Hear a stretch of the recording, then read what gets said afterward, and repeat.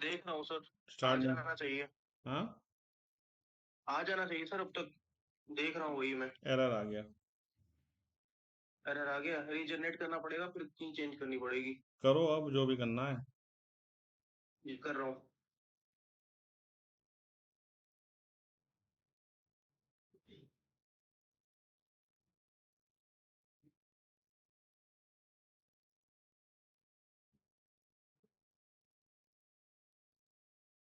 Sir मेरे में error show नहीं कर रहा। हम्म। लास्ट स्क्रीन नहीं चल रही है अभी अरे तक। करना क्या है ये बोल, रिफ्रेश करूं? नहीं, नीचे में रीजनरेट आरटीएम पे लिखा हुआ है ना। कहाँ लिखा हुआ है? ओके करिए, एरर कोड आइए। हट गया। क्लास इन नीचे में प्रोग्रेस दिखा रीजनरेट रहा है, क्लास इन आरटीएम प्रोग्रेस दिखा रहा है। क्या दिखा रहा है? Class in progress. हाँ, उसको ओपन करिए, फिर जाके रीजनरेट आरटीएम पे करिएगा। अरे क्लास शुरू हो गई है भाई, क्लास चल रही है। चेक करवाता हूँ सर मैं। अरे क्लास चल रही है, लाइव चल रही है। लाइव चल रही है ना, अब तो बस जाके पे प्ले कर दीजिए सर, जैसे ओबीएस से करना था। तो वहां तो कर ही चुका हूँ। नहीं, ओबीएस से जाके उसको प्ले करना था ना सर। अरे क्या बोलते रहते हो यार तुम लोग। एक मिनट हो गया, हो गया, रुकिए, हो एरर गया, हो गया। हो गया ना।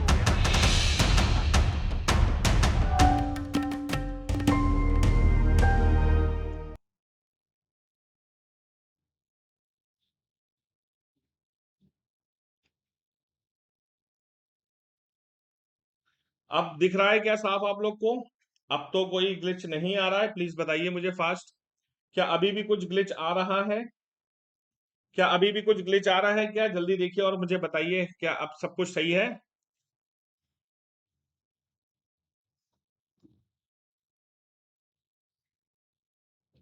ठीक है, अब क्या बिल्कुल साफ दिख रहा है कि नहीं दिख रहा है? बताइए फास्ट मुझे।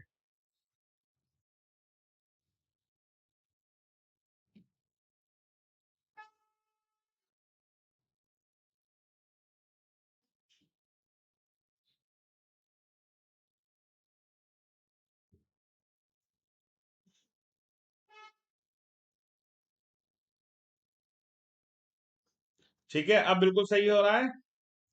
अब सही आ रहा है, कोई प्रॉब्लम तो नहीं है? अब जल्दी बताइए मुझे। तो बच्चों हम लोग जो है यहाँ पर डिस्कस करने वाले हैं 100 क्वेश्चंस। तो हमारा ये बैच चल रहा है, ये तो आप जानते ही हैं। इसके बाद आगे बढ़ते हैं तो आप देखेंगे हमारा ये महा रिवीजन सीरीज चल रही है 1 महीने की। ये पूरी की पूरी सीरीज जो है हमने 6 जुलाई से लेकर के 4 अगस्त के बीच, क्योंकि भाई सीएपीएफ का एग्जाम आप जानते हैं कि आपका 6 अगस्त को होने वाला है। तो ये 1 महीने की पूरी सीरीज हमारी जो है वो यूट्यूब पर भी चल रही है और हमारी एम्बाइब ऐप पर भी चल रही है। ठीक है, तो 12 बजे आप देखेंगे कि क्लास जो है बेटा वो यूट्यूब पर हो रही है और 2 बजे क्लास हमारी जो है वो एम्बाइब के ऐप पर हो रही है। ठीक है बच्चों, आगे बढ़ते हैं। तो इसके साथ आप देख सकते हैं हमारा अचीव एसएससी सीजीएल का बैच भी चल रहा है। जो बच्चे सीजीएल की तैयारी कर रहे हैं उनके लिए बैच बहुत ही इंपॉर्टेंट है, क्योंकि सीजीएल का एग्जाम भी इस मंथ होने वाला है। इसके अलावा बच्चों हमारा आरआरबी का भी एक बैच चल रहा है, यहाँ पर देख सकते हैं आईबीपीएस पीओ और क्लर्क का बैच एक आ रहा है। ये भी बहुत इंपॉर्टेंट बैच है, इसको भी आप पढ़ सकते हैं। ठीक है, तो आप ये शेड्यूल को देखिए जो हमने 1 महीने की पूरी सीरीज बनाई है। यहां पर आज आप देख सकते हैं 10 जुलाई है बच्चों। ठीक है, तो आज हमारा 10 जुलाई है और 2 बजे आज पॉलिटी के हमारे 100 क्वेश्चंस का पार्ट 1 होने वाला है। तो क्या सब लोग तैयार हैं कि अब हम लोग क्लास को शुरू करें बिना किसी देरी के? तो जल्दी जल्दी बताइए। तो आज आप देख सकते हैं पॉलिटी का पार्ट 1 है, कल पार्ट 2 है और परसों पार्ट 3 है। तो 3 दिनों में हम पॉलिटी के 100 क्वेश्चन यहाँ पे डिस्कस करने वाले हैं और आप लोगों को बहुत ज्यादा मजा आने वाला है। ठीक है, तो जल्दी बताइए क्या सब लोग तैयार हैं, फिर क्लास को शुरू किया जाए बिना किसी देरी के? तो जल्दी बताइए, फिर हम क्वेश्चंस पे आते हैं सीधे बिना किसी देरी के। ठीक है, तो जल्दी जल्दी बेटा हम फिर हम क्वेश्चंस पर आएंगे। ये पूरी सीरीज आप देख सकते हैं, ये 4 अगस्त तक हमारी सीरीज बनी हुई है। क्लियर है बच्चों? क्लास शुरू की जाए? जल्दी बताओ यार मुझे, फटाफट जो है सब लोग चैट पर जवाब दें कि हाँ सर क्लास शुरू की जाए, ताकि फिर हम लोग बिना किसी देरी के क्लास को अब हम शुरू करते हैं। ठीक है, ओके। हाय पल्लवी, जल्दी जल्दी जल्दी सब लोग बता दीजिए यार, ताकि देरी ना की जाए। ठीक है, तो आइए जरा सबसे पहले क्वेश्चन पर हम नजर डालते हैं कि who among the following is empowered to establish an inter state council under article 263 of the constitution of India. तो हमारे देश में अनुच्छेद नंबर 263 के तहत किसको जो है बेटा इंटर स्टेट काउंसिल बनाने का अधिकार है? क्या ये संसद के पास अधिकार है, या ये काउंसिल ऑफ मिनिस्टर्स के पास है, राष्ट्रपति के पास है, या चीफ जस्टिस ऑफ इंडिया के पास है? तो जल्दी जल्दी जवाब दीजिए भाई, जवाब आ रहे हैं मेरे पास। और यहां पर मैं देख सकता हूं धनंजय कुमार का परफेक्ट अटेम्प्ट आया है, अनीशा, धनंजय, सुशांत, बहुत सही जवाब है। अभी भी 6 लोगों ने जवाब नहीं दिए हैं, तो जल्दी जल्दी सब लोग जवाब दीजिए ताकि बिना किसी देरी के हम लोग जो हैं सही आंसर को बता सकें। तो आप जानते हैं हमारे देश में एक इंटर स्टेट काउंसिल होती है जो कि article number 263 of the constitution में है।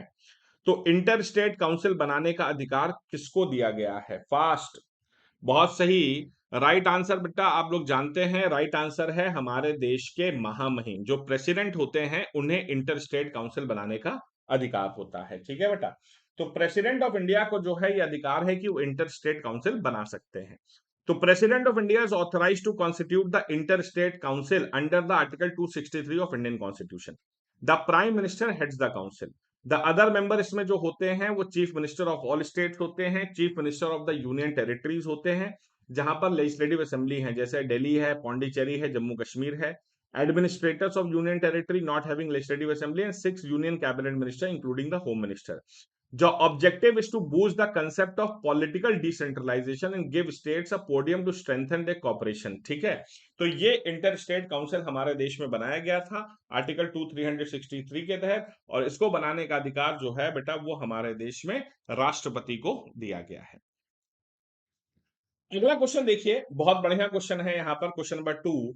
To cherish and follow the noble ideals which inspired our national struggle for freedom is a provision of which of the following constitution of India?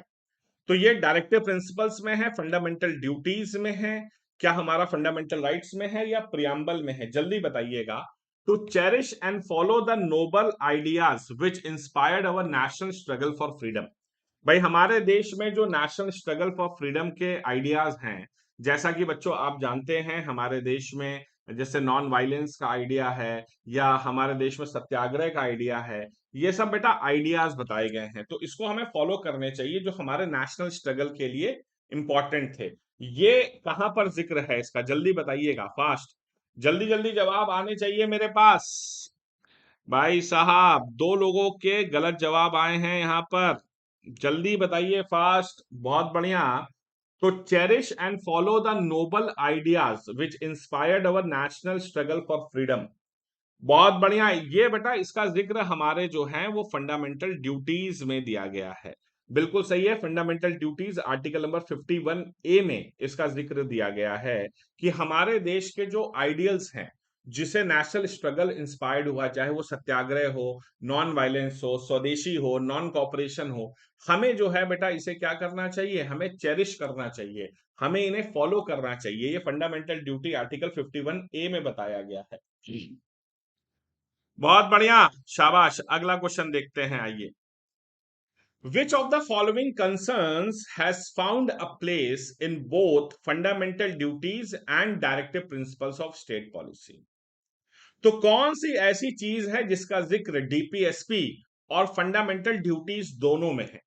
तो क्या वो safeguard of public property है, protection and improvement of environment, forest and wild life है, respect for the rich heritage of our composite culture है, या promotion of cooperative societies है? तो कौन सी चीज है जिसका जिक्र फंडामेंटल ड्यूटीज में भी है और डीपीएसपी में भी है? जल्दी जवाब दीजिए भाई साहब, अब मजा आएगा मुझे, अब मुझे समझ में आएगा भाई किसका जवाब सही आ रहा है किसका नहीं आ रहा है। तो कौन सी ऐसी चीज है जिसका जिक्र डीपीएसपी और फंडामेंटल ड्यूटीज दोनों में है? जल्दी बताओ फास्ट। डीपीएसपी और फंडामेंटल ड्यूटीज दोनों में है। आप लोग कमेंट भी करते रहिए, कमेंट करते हैं तो मुझे मालूम चलता रहता है, बहुत बढ़िया। तो धनंजय, खुशी शर्मा, पल्लवी, सुशांत, बहुत बढ़िया। 2 लोग के गलत जवाब भी आ रहे हैं, संकेत, यासिर खान, आपके जवाब गलत हैं। 2 लोगों ने आंसर भी नहीं दिया है, सुधांशु ठाकुर, रजनी, आपका जवाब नहीं आया है। बेटा बिल्कुल सही है, हमारा protection and improvement of environment forest and wild life. तो environment forest and wild life, इसका जिक्र आप देखेंगे बच्चों तो ये डीपीएसपी में भी जिक्र है और इसका जिक्र फंडामेंटल ड्यूटीज में भी है। मतलब आर्टिकल 48 ए में भी जिक्र किया गया है और आर्टिकल नंबर 51 ए में भी जिक्र है। बिल्कुल सही है, बहुत बढ़िया, शाबाश। राइट आंसर बच्चों यहां पर बी हो जाएगा। फैंटास्टिक आंसर, वेरी गुड, शाबाश, क्या बात है। अगला क्वेश्चन देखते हैं। अगला क्वेश्चन देखिए, the provision under article 51A of the constitution of India relates to the uniform civil code, organisation of village panchayat, right to education या फंडामेंटल ड्यूटीज। जल्दी बताओ बेटा। सो आर्टिकल नंबर 51A के जो प्रोविजन हैं वो किससे रिलेट करते हैं? फास्ट। आर्टिकल नंबर 51 के जो प्रोविजंस हैं वो किससे रिलेट करते हैं? देखें भाई कौन जवाब देगा। हाँ जी, जल्दी बताओ, फास्ट, जल्दी जल्दी जवाब दीजिए। आर्टिकल नंबर 51A के जो प्रोविजन हैं वो किससे रिलेट करते हैं?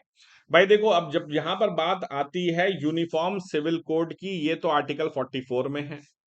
ऑर्गेनाइजेशन ऑफ विलेज पंचायत ये आर्टिकल 40 में है। राइट टू एजुकेशन आर्टिकल 21 में है और फंडामेंटल ड्यूटीज आर्टिकल 51A में है। सो राइट आंसर यहां पर क्या हो जाएगा? बहुत ही बढ़िया, सारे के सारे ऑलमोस्ट मेरे पास सही जवाब आए हैं। तो करेक्ट आंसर यहां पर क्या हो जाएगा भैया? करेक्ट आंसर यहां पर हो जाएगा फंडामेंटल ड्यूटीज। बिल्कुल सही है और बहुत सारे लोगों ने बिल्कुल यहां पर सही जवाब दिया है। तो right answer is your fundamental duties. Very very very good answer. ठीक है, चलिए आगे बढ़ते हैं। अगला क्वेश्चन देखते हैं। Who among the following is not associated with the governing council of NITI Aayog? इनमें से कौन ऐसा व्यक्ति है जो कि नीति आयोग के गवर्निंग काउंसिल में नहीं होता है? क्या वो प्रधानमंत्री होते हैं, राष्ट्रपति होते हैं, चीफ मिनिस्टर ऑफ स्टेट्स होते हैं या chief minister of the union territories होते हैं? जल्दी बताइएगा। तो इनमें से कौन जो है वो governing council of NITI Aayog में नहीं होता है? भाई आपको मालूम है कि हमारे देश में बच्चों पहले क्या चलता था? पहले हमारे देश में प्लानिंग कमीशन चलता।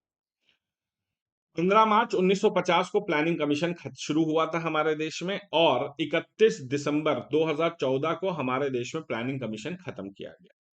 प्लानिंग कमीशन की जगह हमारे देश में नीति आयोग आया जिसकी शुरुआत 1 जनवरी 2015 से की गई और इसका फुल फॉर्म है national institute for transforming India. ठीक है, सबको मालूम है भाई, national institute for transforming India इसका फुल फॉर्म है। और इसमें कौन नहीं होता है? तो प्राइम मिनिस्टर नहीं होते हैं, प्रेसिडेंट नहीं होते हैं, चीफ मिनिस्टर नहीं होते हैं या chief minister of union territories नहीं होते हैं। तो बेटा इसको बहुत ही अच्छा संस्थान है और जाहिर सी बात है इसके अंदर सारे लोग होते हैं सिवाय राष्ट्रपति को छोड़कर। तो राष्ट्रपति जो होते हैं बेटा वो इसके सदस्य नहीं होते हैं, याद रखिएगा हमेशा से।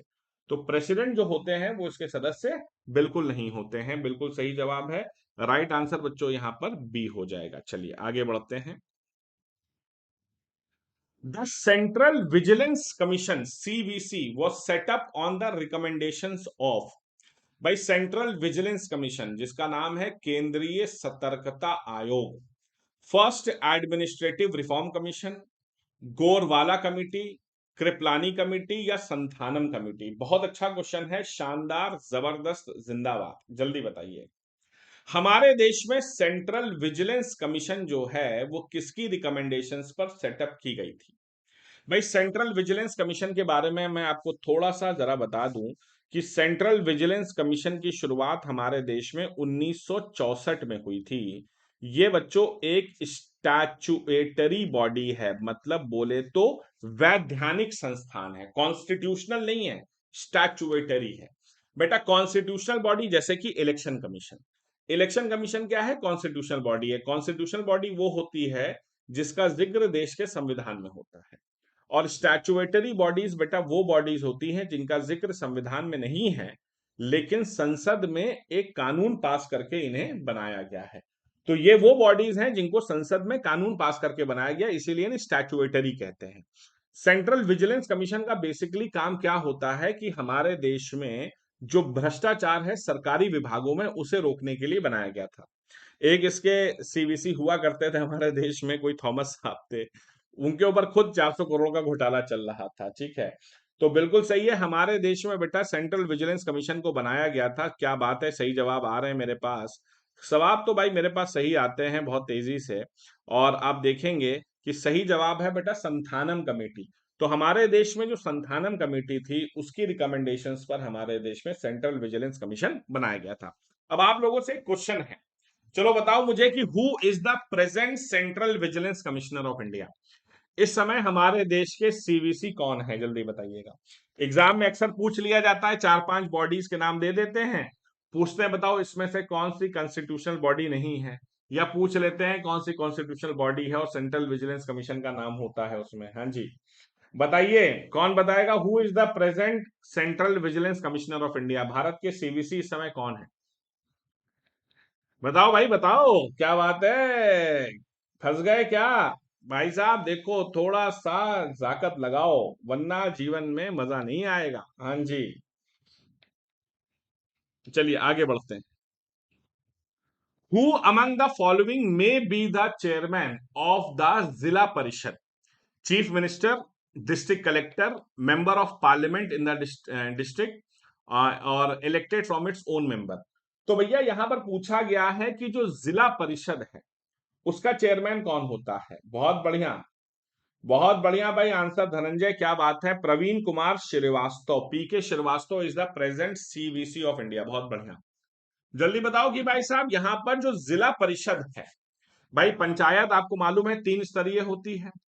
भाई एक तो उसमें कौन होता है, पंचायत 3 स्तरीय होती है। एक उसमें होता है बेटा विलेज लेवल पे, एक होता है ब्लॉक लेवल पर, और एक होता है डिस्ट्रिक्ट लेवल पे।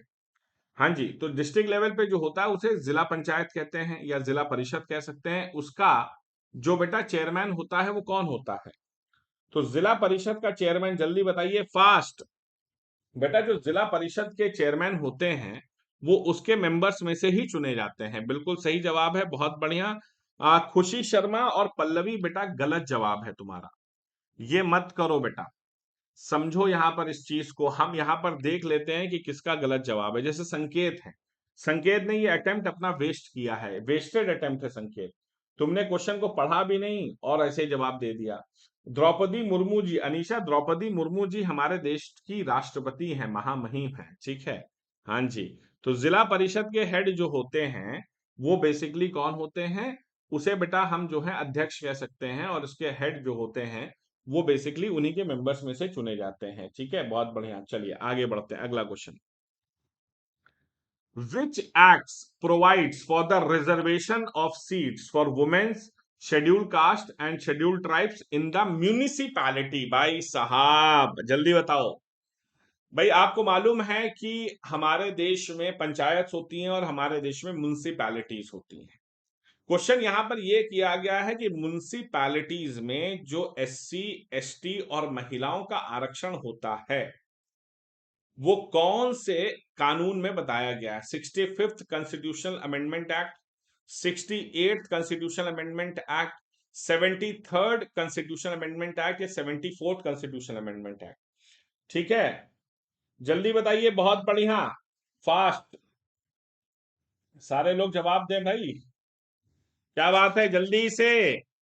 तो अगर हम म्युनिसिपैलिटी की बात कर रहे हैं, देखो बेटा अगर हम पंचायत की बात करते तो पंचायत जो है वो 73rd अमेंडमेंट एक्ट में थी। आर्टिकल 243 डी में बताया गया है पंचायतों में रिजर्वेशन ऑफ सीट्स होगी फॉर एससी, एसटी, और 1/3 सीटें महिलाओं के लिए आरक्षित होती हैं। उसी तरह म्युनिसिपैलिटी का जिक्र जो है बेटा वो 74th अमेंडमेंट में है।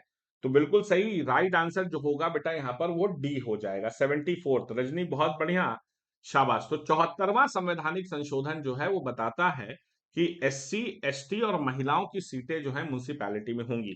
लेकिन अब आप लोग को मैं एक बहुत बड़ी चीज बता रहा हूं जो आप लोग को नहीं मालूम और एग्जाम में आप अक्सर गलत करते हैं।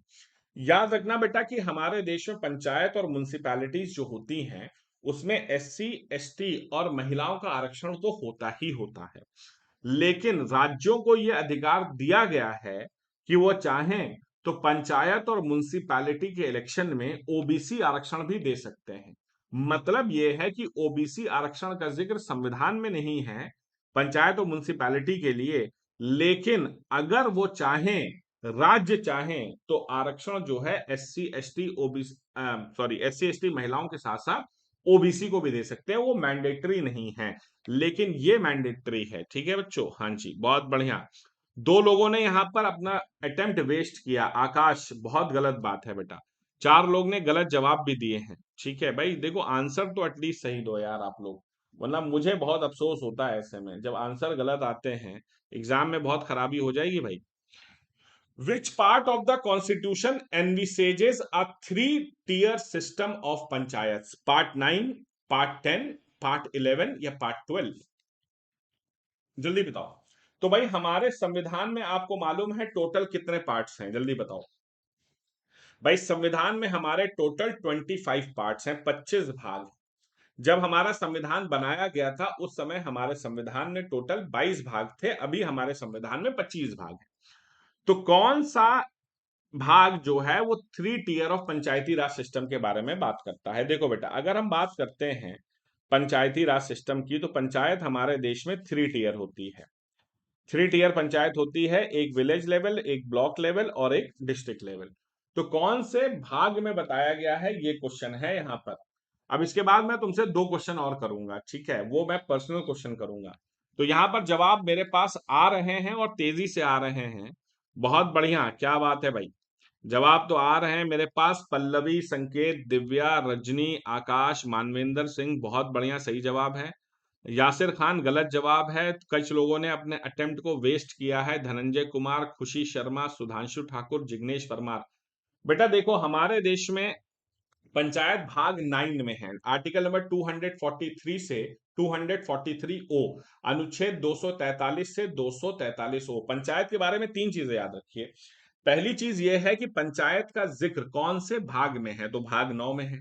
कौन से अनुसूची में है, कौन से शेड्यूल में है, तो शेड्यूल 11 में है। और कौन से आर्टिकल में है, 243 से 243 ओ में है। अब दो क्वेश्चन मैं तुमसे कर रहा हूं जिसका कमेंट करके जवाब देना। पहला क्वेश्चन ये है कि हमारे देश में पंचायती राज सिस्टम की शुरुआत सबसे पहले कहां हुई थी। और दूसरा क्वेश्चन ये है कि हमारे देश में जो पंचायत है वो थ्री टीयर पे है, कौन सा ऐसा राज्य है जहां पंचायत 4 टीयर पे चलती है। चलो बताओ, जल्दी जवाब दो, कमेंट करके बताना मुझे। पहला क्वेश्चन है कि हमारे देश में जो पंचायती राज सिस्टम है उसकी शुरुआत कब हुई। और दूसरा क्वेश्चन है कि हमारे देश में कौन सा ऐसा राज्य है जहां पंचायत 4 टीयर है। देखते हैं कौन सही जवाब देता है। संकेत, रजनी, धनंजय, आकाश शर्मा, बहुत बढ़िया भाई, बहुत अच्छे। बेटा देखो, हमारे देश में पंचायती राज सिस्टम की शुरुआत हुई थी 2 अक्टूबर 1959 को। 2 अक्टूबर 1959, 2 अक्टूबर 1959 को इसकी शुरुआत हुई थी राजस्थान के नागौर जिले से। बहुत बढ़िया, राजस्थान का नागौर जिला अजमेर के पास पड़ता है। दूसरी चीज, एक क्वेश्चन मैंने किया था कि कहां पर 4 टीयर ऑफ पंचायत चलती है, तो 4 टीयर ऑफ पंचायत बेटा आपको पश्चिम बंगाल में मिलेगा। ठीक है, बहुत अच्छे, शाबाश, क्या बात है। अब आया ना मजा भाई साहब, अब आया मुझे मजा। जल्दी बताओ, हाउस द जोश ऑफिसर्स, भैया तैयार हो कि नहीं हो सीएपीएफ के पेपर को उखाड़ने के लिए। तो इस बार सीडीएस और सीएपीएफ को उखाड़ने के लिए भैया तैयार हो जाओ, क्योंकि भैया अब हम लोग जो है ना बहुत ज्यादा जल्दी में हैं, अब बिल्कुल देर नहीं कर सकते चीजों को लेकर के। बस तैयार हो जाओ, और अब एग्जाम को फोड़ना है भाई साहब, कायदे से फोड़ना है। ठीक है, हाँ जी, लाइक करते रहिए और सेशन को आगे बढ़ाते रहिए। अगला क्वेश्चन देखते हैं, आइए। Cut motion can be introduce after presenting which of the following? Any bill introduced in the parliament, budget, any private members bill या कॉन्स्टिट्यूशन अमेंडमेंट बिल। आपने सुना होगा कट मोशन होते हैं। ये जो कट मोशन होते हैं ना, जल्दी बताओ, ये पूछा गया है कि किसको पेश करने के बाद इसे संसद में हम लाते हैं। Cut motion, cut motion can be introduce after presenting which of the following? हाँ जी, कट मोशन, जल्दी बताओ, फास्ट। जवाब आ रहे हैं क्या मेरे पास? अभी तक लोगों ने जवाब नहीं दिए हैं भाई, जल्दी जल्दी फास्ट, सारे लोग जवाब देना शुरू करो भाई। एक का जवाब सही आया है मेरे पास, बहुत बढ़िया, कट मोशन। तो भाई देखो, दिव्या का जवाब बिल्कुल सही आया, क्या बात है। गलत जवाब भी आ रहे हैं मेरे पास। सुधांशु ठाकुर, सुशांत, समीक्षा, बिल्कुल सही है। गलत जवाब धनंजय, खुशी, संकेत, यासिर, क्या बात है भाई, क्यों गलत जवाब दे रहे हो बेटा? कई तरह के कट मोशंस होते हैं, और ये कट मोशंस हमारे देश में जब बजट पेश होता है ना तब आते हैं। बिल्कुल सही जवाब है, राइट आंसर बच्चों यहां पर आपका हो जाएगा बी। बजट पेश करने पर जो है विपक्ष वाले कट मोशंस लेकर आते हैं। कई तरह के कट होते हैं, जैसे पॉलिसी कट होता है, इकोनॉमी कट होता है, टोकन कट होता है। सो कट मोशंस लेकर आते हैं जब बजट पेश होता है कि भैया यहां से इतने पैसे को कट करना है, तो वो एक तरह का सरकार के खिलाफ एक विरोध होता है। ठीक है बच्चा, बिल्कुल सही जवाब है कट मोशंस, बिल्कुल सही है, जब बजट पेश होता है तभी आते हैं। I hope it is clear to all of you. जल्दी बताइए सब लोग, बहुत बढ़िया, आगे बढ़ते हैं। Which one of the following does not fall under the definition of money bill? बहुत अच्छा क्वेश्चन है। Amendment of law with respect to any financial obligation undertaken by the government of India, the payment of money into the consolidated fund of India, any financial bill as per requirement of article 117, appropriation of money out of the consolidated fund of India। तो भाई ये है शानदार जबरदस्त और शानदार जबरदस्त जिंदाबाद क्वेश्चन है ये। तो इनमें से कौन सा डेफिनेशन ऑफ मनी बिल के अंतर्गत नहीं आता है? भाई मैंने एक बार नहीं 50 बार इसके बारे में तुम लोग को बताया है। अब गलत किया ना तो भाई मैं बहुत नाराज हो जाऊंगा। गलत नहीं होना चाहिए भाई। जल्दी जल्दी जल्दी जवाब दीजिए। बहुत अच्छा क्वेश्चन है, गलत जवाब लेकिन बढ़ते जा रहे हैं, गलत जवाब बढ़ते जा रहे हैं। बेटा देखो, मनी बिल क्या होता है? एक ऐसा बिल जिसके अंदर मनी हो गया, फिनेंस हो गया, रेवेन्यू हो गए, टैक्सेस हो गए, इन सब चीजों का जिक्र होना चाहिए। लेकिन याद रखिएगा, जो फाइनेंस बिल होता है ना वो मनी बिल नहीं होता। एक मनी बिल जो है वो फाइनेंस बिल हो सकता है, लेकिन फाइनेंस बिल मनी बिल नहीं होता है। देखो बेटा, एक बहुत छोटी सी रेखा है, एक बहुत पतली सी लाइन है जो मनी बिल और फाइनेंस बिल के बीच में, एक कहते हैं ना एक रेखा है जो मनी बिल और फाइनेंस बिल को अलग करती है। देखो बेटा, चाहे मनी बिल हो चाहे फाइनेंस बिल हो, दोनों वो बिल हैं जिनमें पैसे का जिक्र है। तो पैसे का जिक्र जो है वो मनी बिल में भी है और फाइनेंस बिल में है। फर्क क्या है? फर्क ये है बेटा कि जो मनी बिल है वो तभी मनी बिल बन सकता है जब लोकसभा के स्पीकर उसे मनी बिल घोषित करें।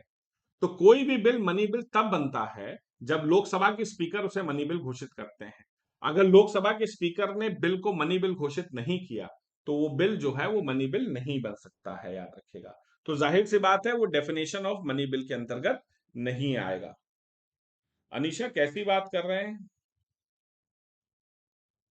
सी पार्ट में एरर है, बिल्कुल सही बात है, क्वेश्चन नहीं आ रहा। बेटा ऐसा वैसे होना तो नहीं चाहिए अनीशा। क्या आप लोग मेरे क्वेश्चंस देख पा रहे हैं भाई सारे लोग? क्या बच्चों आप लोग क्वेश्चंस देख पा रहे हैं? किसी तरह की कोई समस्या तो नहीं हो रही है? प्लीज बताइए, क्या क्वेश्चंस देख पा रहे हैं? आराम से देख पा रहे हैं? कोई परेशानी तो बताइए मुझे फास्ट। किसी तरह की कोई परेशानी है तो बताइए। जी देख पा रहे हैं, कोई परेशानी नहीं दिख रही है मुझे यहाँ पर। कमेंट जरूर करते रहा करिए ताकि मुझे मालूम चलता रहे कि आप लोग इसे आराम से देख पा रहे हैं बिना किसी समस्या के या नहीं। ठीक है, चलिए आगे बढ़ते हैं। Next, which of the following authorities can not organise Lok Adalat? जल्दी बताइए। Which of the following authorities can not organise Lok Adalat? तो कौन सी ऐसी अथॉरिटी होती है जो लोक अदालत ऑर्गेनाइज नहीं कर सकती? पंचायत हैं, तालुक लीगल सर्विस कमेटी हैं, डिस्ट्रिक्ट अथॉरिटीज हैं, या high court legal service committee?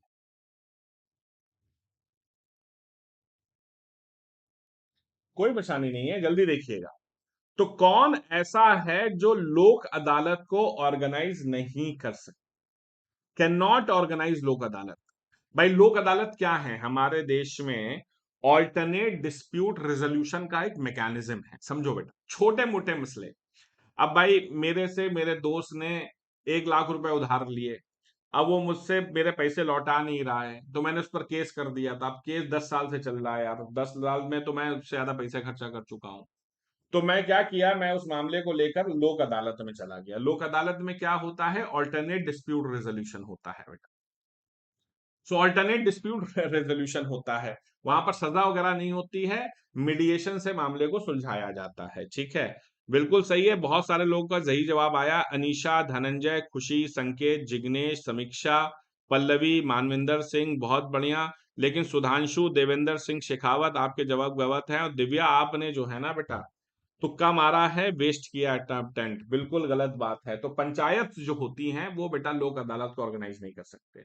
लोक अदालत जो है बेटा वो तालुक लेवल पर हो सकते हैं, लोक अदालत डिस्ट्रिक्ट लेवल पे हो सकते हैं, लोक अदालत स्टेट लेवल पे हाईकोर्ट लेवल पर हो सकते हैं, और नेशनल लेवल पर भी जा सकते हैं, याद रखिएगा। क्लियर है, बहुत बढ़िया, शाबाश। तो right answer will be panchayat.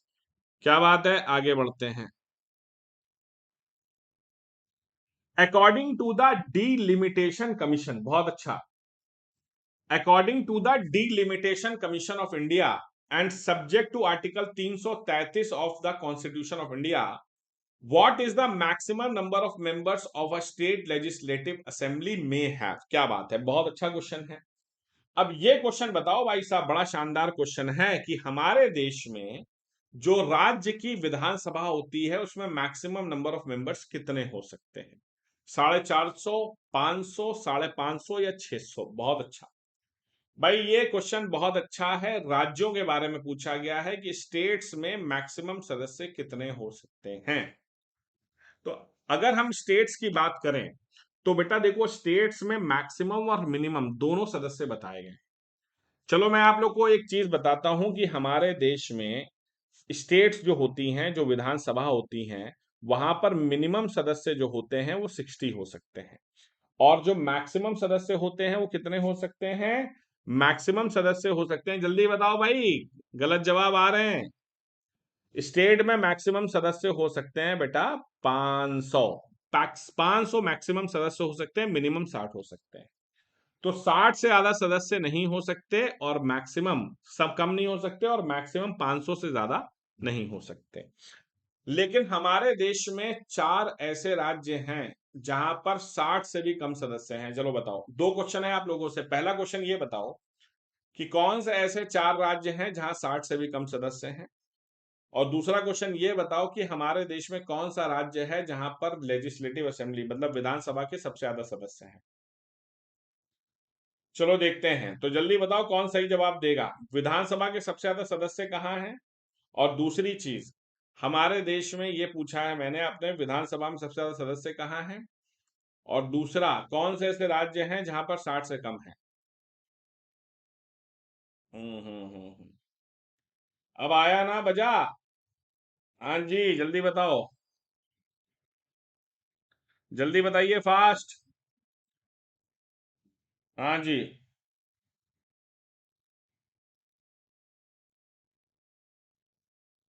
जल्दी बताओ।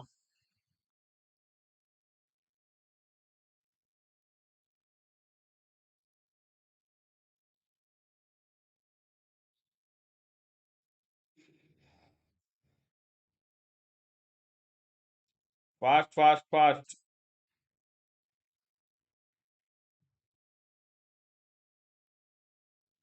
जल्दी, शाबाश। बेटा 4 ऐसे राज्य हैं जहां पर 60 से कम सदस्य हैं, वो है गोवा, सिक्किम, मिजोरम और पौंडीचेरी। तो गोवा, सिक्किम, मिजोरम और पौंडीचेरी 60 से कम सदस्य हैं, क्योंकि यहां पर आबादी कम है। और दूसरा क्वेश्चन पूछा था सबसे ज्यादा सदस्य कहाँ हैं, तो सबसे ज्यादा सदस्य बेटा यूपी में है, जहां पर टोटल 403 सदस्य हैं। क्या बात है भाई, बहुत बढ़िया, शाबाश, शानदार, जबरदस्त, धन्यवाद। भाई बच्चे कर तो रहे हैं आंसर, अच्छा तो लग रहा है मुझे कि भाई चलो काफी हद तक आंसर सही आ रहे हैं मेरे पास। A member giving a notice of a resolution for removal of Speaker Lok Sabha should be addressed to Deputy Speaker, Secretary General of Lok Sabha, Prime Minister या President। बहुत अच्छा क्वेश्चन है भाई साहब। अगर मान लो कि लोकसभा के जो स्पीकर हैं, जैसे हमारे ओम बिरला साहब हैं, लोकसभा के स्पीकर हैं, अगर उन्हें हटाना है, रिमूवल करना है, तो उसका जो है एड्रेस, नोटिस का किसको देना होगा? डेप्यूटी स्पीकर को देना होगा, सेक्रेटरी जनरल को देना होगा, प्राइम मिनिस्टर को या प्रेसिडेंट को? और मुझे मालूम है इसका जवाब आने वाला है गलत। इसका जवाब मेरे पास गलत आने वाला है, अभी से मैं घोषणा कर दे रहा हूं, क्योंकि मुझे मालूम है कि इस सवाल का जवाब आने वाला है गलत, बिल्कुल गलत आने वाला है। Fast fast fast fast fast fast, जल्दी जल्दी जल्दी जल्दी। बहुत बढ़िया बहुत बढ़िया, सिर्फ एक ही सही, मतलब ज्यादातर लोग गलत जवाब दे रहे हैं। अनीशा का गलत, धनंजय गलत, पल्लवी गलत, दिव्या गलत, मानवेंद्र सिंह गलत। बेटा देखो, अगर हम स्पीकर को हटा रहे हैं तो उसका जो है हम सेक्रेटरी जनरल को भेजेंगे। लोकसभा में एक सेक्रेटरी जनरल होते हैं, हम उनको जो है वो रेजोल्यूशन एड्रेस करेंगे, क्योंकि भाई स्पीकर को हटाने की बात हो रही है। अगर स्पीकर को हटाना है तो लोकसभा के सेक्रेटरी जनरल को आपको जो है बताना पड़ेगा, ठीक है। बिल्कुल गलत जवाब थे, बहुत लोगों के जवाब गलत गलत आए, सिर्फ 2 लोग मैं देख रहा हूं सही दे रहे हैं, संकेत और देवेंद्र सिंह शेखावत। संकेत और Devendra Singh Shekhawat, very good answer. ये क्वेश्चन थोड़ा सा तिरछा था, मतलब कहते हैं थोड़ा सा तिगड़ा क्वेश्चन था, लेकिन आप लोगों ने कंपैरेटिवली बेहतर आंसर दिया इसका। ठीक है, चलिए आगे बढ़ते हैं। पहले ये बताओ क्वेश्चंस कैसे लग रहे हैं, क्या आप लोग एंजॉय कर रहे हैं? बिल्कुल वही पैटर्न के क्वेश्चन दे रहा हूं बेटा जो आपके सीएपीएफ में पिछले 2 साल में पूछे जा रहे हैं। पिछले 2 साल में जो सीएपीएफ सीडीएस के क्वेश्चन है वही पैटर्न में फॉलो कर रहा हूं, बिल्कुल वही आपको बढ़िया क्वेश्चन दे रहा हूं। क्या आप लोग को समझ में आ रहा है या नहीं आ रहा? फास्ट बताते रहा करो यार। बातचीत होती रहनी चाहिए, जब तक बातचीत नहीं होगी जब तक मजा नहीं आएगा। धनंजय बहुत बढ़िया, बातचीत जारी रहनी चाहिए। हाँ जी, बातचीत। पल्लवी बहुत बढ़िया, शाबाश। तो लाइक बटन तो दबाते रहा करिए, क्या बात है। हाँ जी, शाबाश। आगे, which of the following committees of the parliament has no members from the Rajya Sabha? भाई पूछा गया है कि हमारे देश में कौन सी ऐसी संसदीय समिति है जिसमें राज्यसभा के सदस्य ही नहीं होते हैं। क्या वो पब्लिक अकाउंट्स कमेटी है, कमिटी ऑन पब्लिक अंडरटेकिंग है, एस्टिमेट्स कमेटी है, departmentally related standing committee on finance? जल्दी बताइएगा, बहुत अच्छा क्वेश्चन है। अब देखते हैं जवाब कौन देगा भाई। क्वेश्चन देखिए, क्वेश्चन देखिए, बहुत बढ़िया। भाई आपको मालूम है कि हमारे देश की जो संसद होती है वहां पर कमिटीज होती है। भाई देखो, संसद में क्या होता है, कमिटीज होती है। और कमिटीज बेटा 2 तरह की होती हैं, एक होती है स्टैंडिंग कमिटीज और एक होती हैं एडहॉक कमिटीज। एडहॉक छोड़ दीजिए, वो तो टेम्परेरी होती है, मेन होती है स्टैंडिंग कमिटीज। स्टैंडिंग कमिटीज हमारे देश में टोटल बनाई गई हैं 24, जिसमें से 16 लोकसभा में है और 8 राज्यसभा में है। ज्यादातर कमिटीज ऐसी होती हैं इसमें लोकसभा और राज्यसभा के मिक्स सदस्य होते हैं। लेकिन कौन सी ऐसी कमिटी होती है जिसमें राज्यसभा के सदस्य ही नहीं होते? चलिए मैं हिंट दे देता हूं, मैं आपको हिंट दे देता हूं, ये वो कमेटी होती है जो कि हमारे देश की संसद की सबसे बड़ी कमेटी। तो ये संसद की सबसे बड़ी कमेटी होती है। जल्दी बताइए, संसद की सबसे बड़ी कमेटी होती है, जल्दी बताओ फास्ट। तो ये सबसे बड़ी कमेटी होती है संसद में, राइट आंसर है बेटा हमारा एस्टिमेट्स कमेटी। एस्टिमेट कमेटी बेटा वो होती है जिसमें राज्यसभा के सदस्य ही नहीं होते हैं, ठीक है। तो इसमें राज्यसभा के सदस्य ही नहीं होते हैं एस्टिमेट्स कमेटी में, बिल्कुल सही है, शाबाश। तो इसमें 30 के 30 सदस्य जो होते हैं वो लोकसभा से होते हैं, और ये हमारे देश की सबसे बड़ी समिति है, याद रखिएगा, ठीक है। हाँ, ओके, शाबाश। आगे बढ़ते हैं। Which of the following statement with regard to panchayat is not correct? Not correct, not. Members of the panchayat are elected directly by the Gram Sabha. अच्छा. The elections to the panchayats are conducted by State Election Commission. अच्छा. The central government may by law authorize a panchayat to levy taxes. Every panchayat continues for 5 years from the date of convening of its first meeting. जल्दी बताओ भाई साहब। बहुत बढ़िया question है, शानदार, जबरदस्त और जिंदाबाद वाला क्वेश्चन है। तो भैया कौन सा है जो सही नहीं है? भाई साहब फंस रहे हैं भाई। देखो, पंचायत का क्वेश्चन है, आप लोगों को एक बार नहीं 1000 बार मैंने इसके बारे में बताया है। और क्या बताया है कि हमारे देश में पंचायत को लेकर के जो भी कानून होंगे वो सारे के सारे कानून स्टेट गवर्नमेंट द्वारा बनाए जाएंगे। कितनी बार बताया है कि हमारे देश में बेटा सेंट्रल गवर्नमेंट कानून नहीं बना सकती, सिर्फ स्टेट गवर्नमेंट ही बना सकता है। बिल्कुल सही है, राइट आंसर बच्चों यहां पर हो जाएगा आपका सी। बहुत ही बढ़िया जवाब भाई, शानदार, जबरदस्त और जिंदाबाद है। तो बेटा पंचायत के जो भी कानून है वो केंद्र सरकार नहीं, राज्य सरकार द्वारा ही होते हैं। ठीक है, हाँ जी, शाबाश, बहुत अच्छे, शाबाश। समझ में आ रहा है भाई आपको? समझ में आ रहा है कि नहीं आ रहा है, जल्दी बताते रहिए। तो पंचायत में राज्य सरकार बेटा कुछ नहीं कर सकती। ठीक है, केंद्र सरकार कुछ नहीं कर सकती, राज्य सरकार का ही सारा खेल होता है। चलिए अगला क्वेश्चन देखते हैं। अगला क्वेश्चन देखिए। हाँ हाँ हाँ हाँ। अगला क्वेश्चन है, विच of the following commissions has not examined the issue of removal of governor of a state. तो कौन सी ऐसी कमीशन है जिसने issue of removal of governor of state को एग्जामिन नहीं किया है? आइए देखते हैं। तो सरकारिया कमीशन है, ठक्कर कमीशन है, वेंकट चलिया कमीशन है, या पंछी कमीशन है? बहुत अच्छा क्वेश्चन, जल्दी देखिए, बहुत बढ़िया। तो कौन सी ऐसी कमीशन है जिसने removal of governor of state नहीं देखा है, नहीं किया है? ठीक है, एग्जामिन नहीं किया, फास्ट, जल्दी। बहुत अच्छा बेटा, यहां पर सरकारिया कमीशन तो दुनिया जानती है, बिल्कुल ही सही होगा। सरकारिया कमीशन का काम ही यही था। ठक्कर वेंकट चलिया पंछी कमीशन ही बहुत मशहूर रही है इस चीज के लिए। बेटा सही जवाब इसका होगा Thakkar commission. Thakkar commission is the right answer मेरे बच्चों। क्या गलत जवाब दे रहे हो तुम लोग? ठक्कर कमीशन जो है क्यों आया था आपको मालूम है? भाई ठक्कर कमीशन हमारे देश में 31 अक्टूबर 1984 को देश की प्रधानमंत्री श्रीमती इंदिरा गांधी जी की हत्या हुई थी। और श्रीमती इंदिरा गांधी जी की हत्या के बाद जो इन्वेस्टिगेशन हुई थी वो ठक्कर कमीशन ने की थी। So Thakkar commission is related to the assassination of Shrimati Indira Gandhi, the ex prime minister of India. ठीक है, हाँ जी। बाकी तो सारे हैं, तो एक ही परफेक्ट अटेम्प्ट मेरे पास आया था इसमें, और काफी सारे गलत जवाब मेरे पास आए हैं यहाँ। गलत बात, आगे बढ़ते हैं। The federal system of India and the USA are different in all the following respect except, जल्दी बताइए।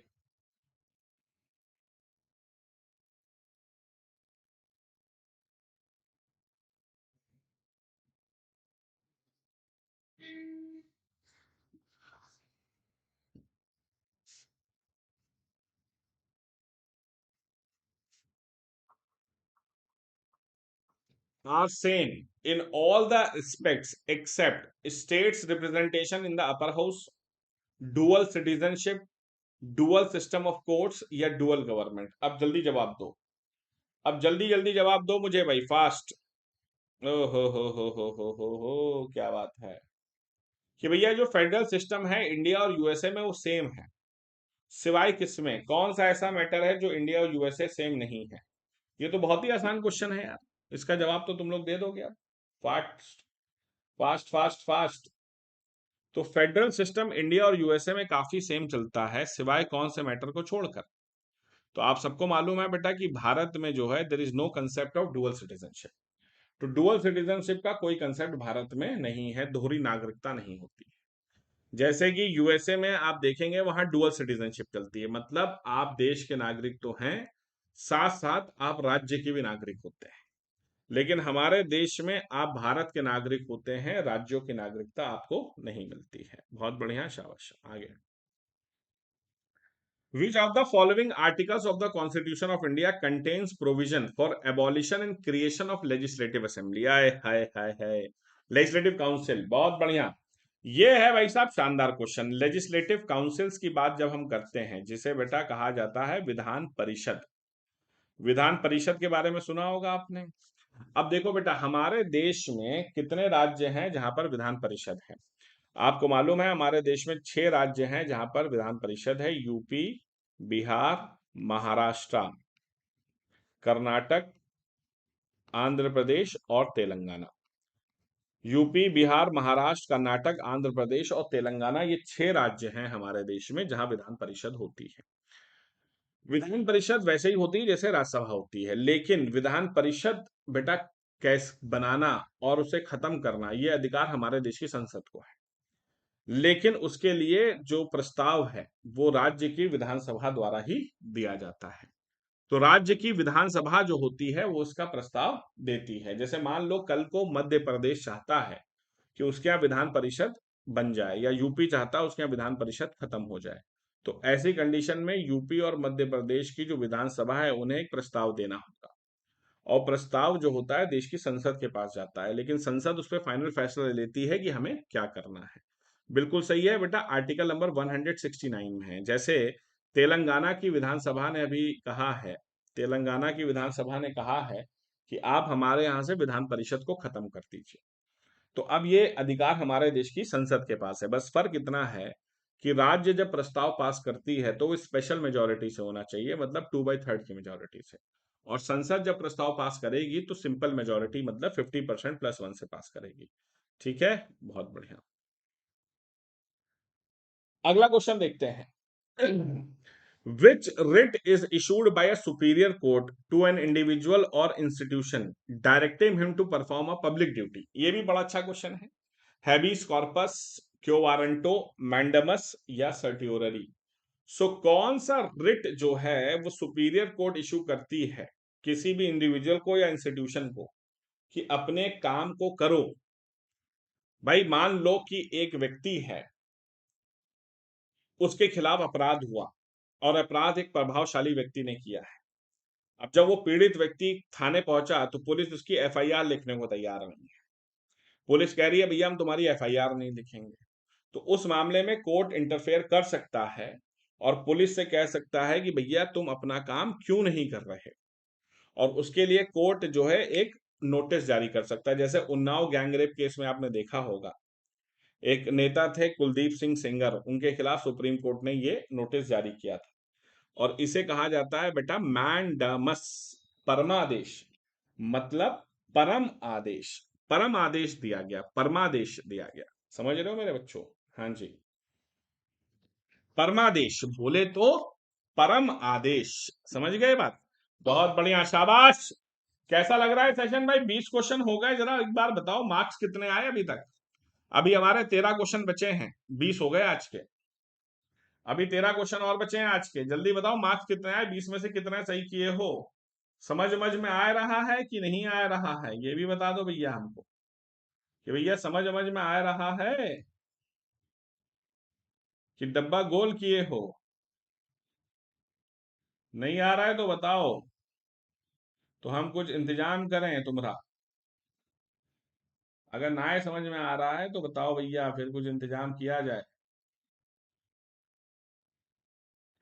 जल्दी बताइए, फास्ट।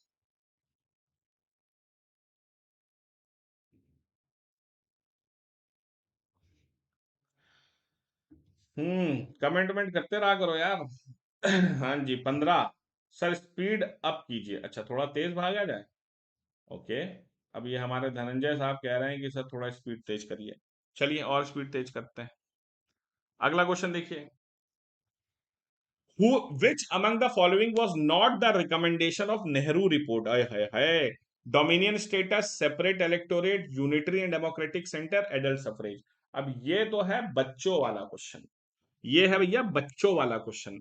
तो इसमें से कौन सी नेहरू रिपोर्ट की रिकमेंडेशन नहीं थी? भाई आपको मालूम है कि नेहरू जी ने एक रिपोर्ट दी थी 1928 में, जिसे नेहरू रिपोर्ट कहा गया। अब जाहिर सी बात है कि भाई नेहरू जी ने ये तो कहा नहीं होगा कि भैया सेपरेट इलेक्टोरेट लेकर के आओ। हम तो हमेशा से सेपरेट इलेक्टोरेट के खिलाफ थे। भाई हम तो सेपरेट इलेक्टोरेट के हमेशा से क्या थे? खिलाफ ही थे ना। हाँ जी, देखिए बहुत सारे वेस्टेड अटेम्प्ट मेरे पास आ रहे हैं, इससे मुझे दिखाई दे रहा है कि तैयारी सही नहीं है भाई साहब। दिव्या का जवाब सही आया है बिल्कुल, लेकिन बहुत सारे लोगों के जवल जवाब आ रहे हैं। तो बेटा सेपरेट इलेक्टोरेट ये तो अंग्रेजों की चाल थी, इससे तो हम हमेशा खिलाफ थे ना। सेपरेट इलेक्टोरेट कभी भी मांग नहीं थी। चलिए आगे।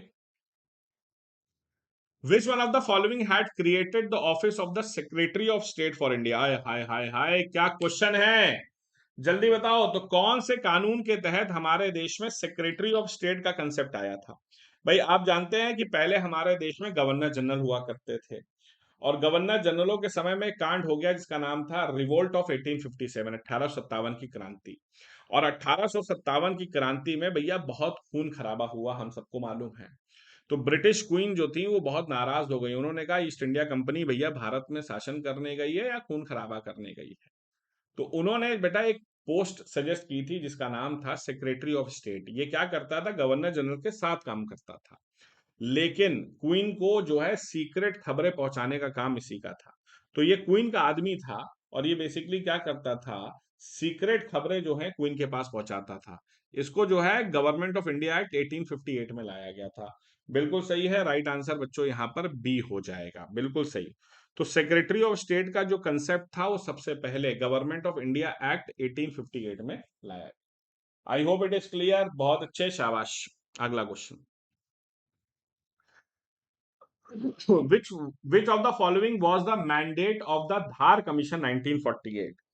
To study the classification of states, to recommend whether the states can be reorganized on linguistic basis, to study the center-state relations, to examine whether Madras city can be transferred to Andhra। बहुत अच्छा question है, जल्दी देखिए ध्यान से। ये बहुत शानदार क्वेश्चन है, जल्दी देखिएगा। धार कमीशन हमारे देश में आया था। भाई हमारा देश आजाद तो हो गया था, लेकिन हमारा देश आजाद होने के बाद भी बहुत सारी समस्याओं से जूझ रहा था, जिसमें सबसे बड़ी समस्या ये थी कि हमारे देश में भाषा को लेकर लंबी लड़ाई थी, लिंग्विस्टिक बेसिस पर लड़ाई चल रही थी। तो धार कमीशन को हमारे देश में 1948 में बैठाया गया था कि हमारे देश में क्या राज्य जो हैं वो भाषा के आधार पर रीऑर्गेनाइज हो सकते हैं या नहीं हो सकते हैं। तो लिंग्विस्टिक बेसिस पर क्या रीऑर्गेनाइजेशन हो सकता है या नहीं हो सकता, ये समझने के लिए इसे किया गया था। तो बिल्कुल सही है, राइट आंसर बच्चों यहाँ पर बी हो जाएगा। और काफी सारे लोगों ने वैसे सही जवाब दिया है, यहाँ पर मैं देख पा रहा हूँ, और काफी लोगों ने गलत जवाब भी दिए हैं। तो वेस्ट अटेम्प्ट भी किए हैं, भाई अटेम्प्ट्स को वेस्ट ना करो बेटा एटलीस्ट। ठीक है, चलिए आगे बढ़ते हैं। The 10th schedule to the Constitution of India relates to the provision relating to the formation of district councils, the land reforms, the states and the union territory, the anti-defection law। अरे यार ये तो मतलब कहते हैं ना, इसे कहते हैं लल्लू छाप क्वेश्चन। ये लल्लू छाप का भी लल्लू छाप, ये है बहुत ही लल्लू छाप question. 10th schedule to the constitution किससे जुड़ा हुआ है? 10वीं अनुसूची। भाई हम सबको मालूम है कि हमारे देश में 10वीं अनुसूची आई थी 1985 में। उस समय देश में सरकार थी श्री राजीव गांधी जी की। हाँ जी, जब 10वीं अनुसूची आई थी, हमारे देश में एक बहुत बड़ी समस्या हो गई थी। अब आप पूछोगे सर समस्या क्या है? समस्या ये हुई थी बेटा कि हमारे देश में एक चीज हो गई थी कि जब नेता होते थे वो संसद में आके कभी इधर कभी उधर, आया राम गया राम, यही कंसेप्ट चलता रहता था। तो आया राम और गया राम हमारे देश में खूब चलता था। एक व्यक्ति थे हरियाणा के, उन्होंने एक दिन में 3 बार पार्टी चेंज की थी। अब ऐसे तो बेटा हमारे देश की सरकारें कभी स्टेबल रह ही नहीं सकती थी। इस चीज को रोकने के लिए हमारे देश में दल बदलू कानून लाया गया था। आया राम गया राम, बिल्कुल सही है। तो इसे कहा गया बेटा हमारे देश में एंटी डिफेक्शन लॉ, जिसे हम कहते हैं दल बदलू कानून। और दल बदलू कानून हमारे देश में आया था 1985 में, और ये 10वीं अनुसूची में बताया गया है। बिल्कुल सही है, शानदार है, जबरदस्त है और जिंदाबाद है, बहुत अच्छे। तो यहाँ पर आप देखेंगे तो मेरे पास जवाब आए हैं बहुत सही से, ठीक है, लेकिन कुछ लोग अभी भी गलत जवाब दे रहे हैं। चलो आगे बढ़ते हैं। The amending power of the parliament outlined in which of the following articles of the constitution? अब यार ये भी कोई क्वेश्चन है? Amending power of the parliament कौन से आर्टिकल में बताई गई है? 368, 360, 13, 370। भाई 100% सही जवाब चाहिए मुझे इस पर। इस पर तो क्वेश्चन 100% सही जवाब आने चाहिए। अमेंडिंग पावर,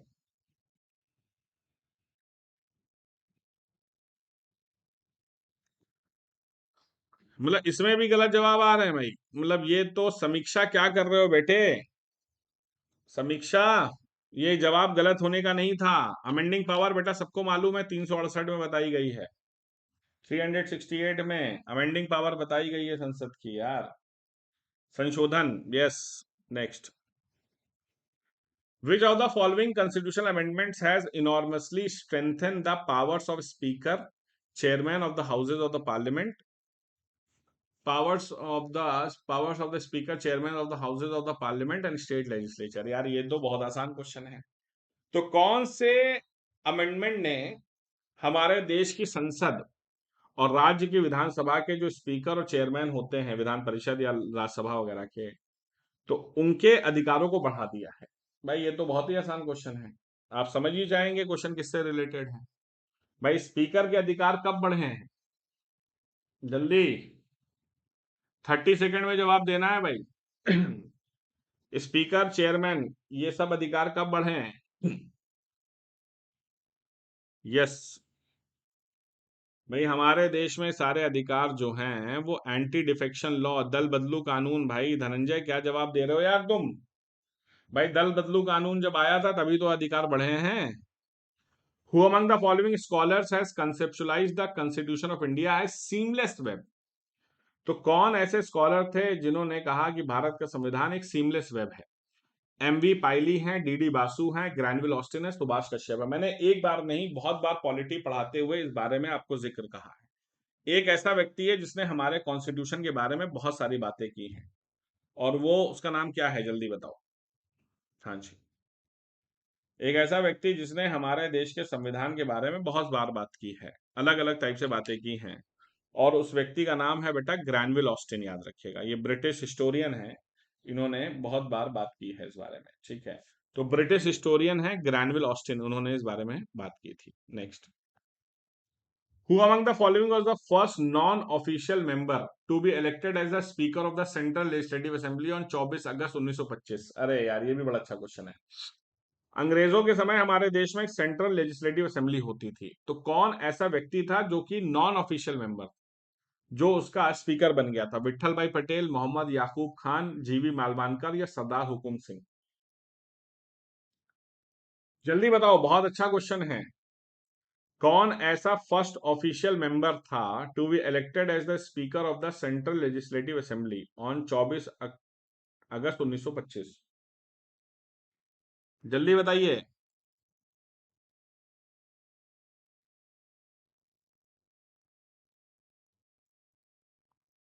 जो नॉन मेंबर था और जो स्पीकर बन गया था उसका नाम था बेटा विट्ठल भाई पटेल। राइट आंसर ए हो जाएगा, बहुत अच्छे, शाबाश।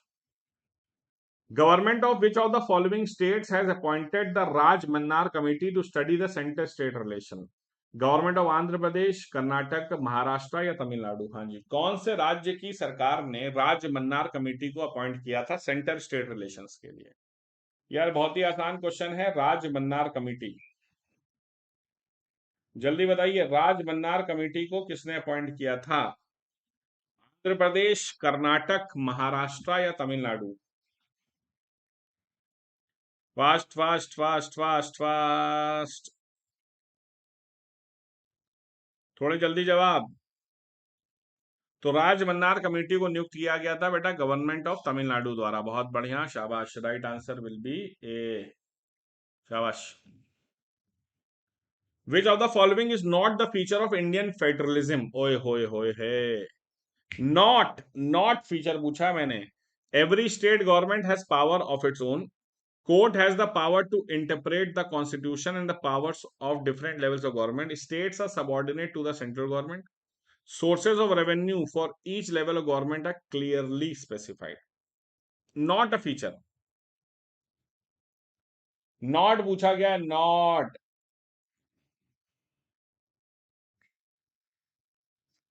जल्दी, not, not a feature। ये है क्वेश्चन, इसमें आप लोग गलती करने वाले हैं। ये वो क्वेश्चन है जिसमें गलतियां होने के चांसेस बढ़ते जा रहे हैं।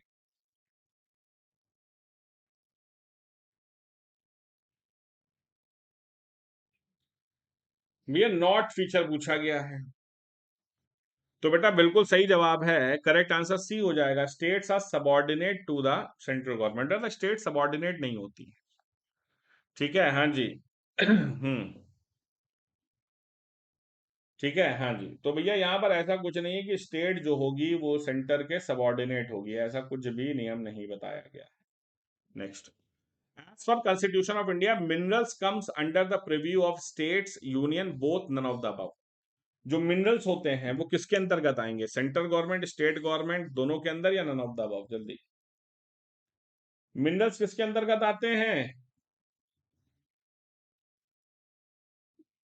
Minerals centre state both none of the above. यार तो बहुत ही आसान क्वेश्चन है। हाँ जी बेटा, मिनरल्स जो होते हैं वो स्टेट गवर्नमेंट के अंदर आते हैं, बहुत ही आसान क्वेश्चन था ये।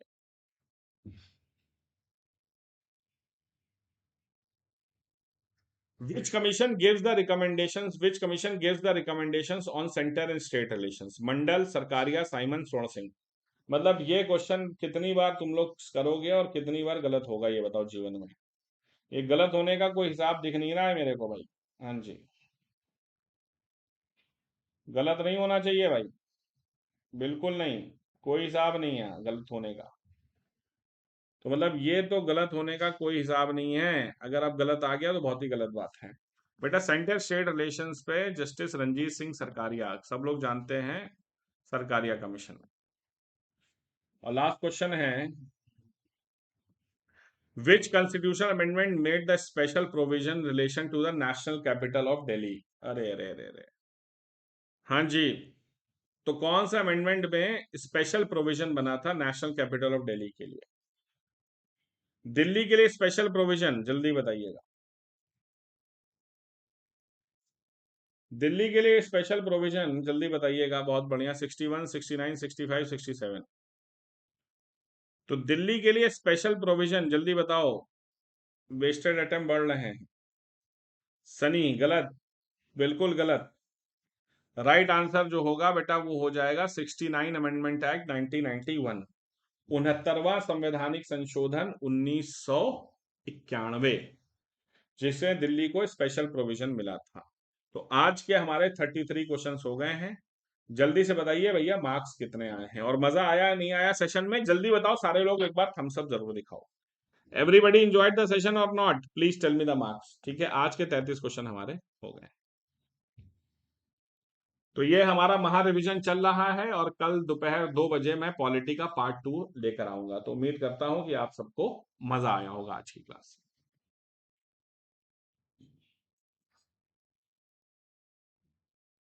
बताइए भाई मार्क्स कितने आए, और क्लास कैसी लगी आप लोग को? ये पूरे 1 महीने का बैच है आप लोग के लिए भाई साहब, बहुत शानदार, जबरदस्त, जिंदाबाद। जिग्नेश 15, जिग्नेश इसे बढ़ाओ बेटा मार्क्स। धनंजय 20, थोड़ा और धनंजय, इसको हमें डेली 33 क्वेश्चन कर रहे हैं, 22-23 नंबर तक तो लाना पड़ेगा हमें, ठीक है। समीक्षा पल्लवी 26, क्या बात है, वेरी गुड। तो आप लोग यूट्यूब पर और एम्बाइब ऐप पर दोनों जगह जो है इसके साथ चलते रहिए। And till then, keep imbibing. This is your host, Kasif Ansari, signing off. I'll meet you tomorrow at 2 p.m. Till then, do take care of yourselves. Have a nice day. Jai Hind, Jai Bharat, and Vande Mataram. Thank you.